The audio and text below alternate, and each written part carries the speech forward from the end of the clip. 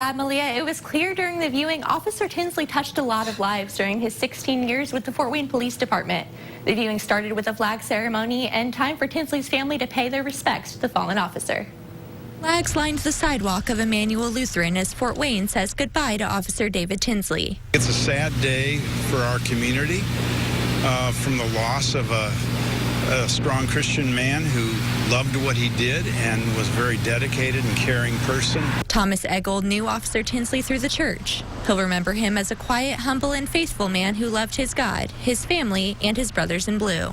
We have a dedicated group of police officers who really care about our community and who serve well, and it's an opportunity to not only grieve with them but recognize them too for their faithful service. It's a loss the entire community is feeling. Some visitors were strangers, while others, like Rebecca Gegline, knew Tinsley well and worked as the family's babysitter. His children will definitely miss him very much, but I know that he was such a great dad.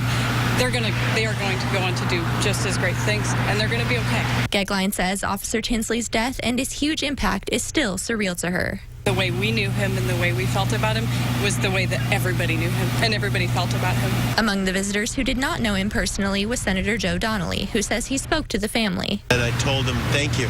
Thanks on behalf of the people of Indiana and the people from all over our country who, when we see Officer Tinsley, your dad, your husband, your son, we see a hero. Words that show the legacy of a fallen officer lives on in everyone he touched.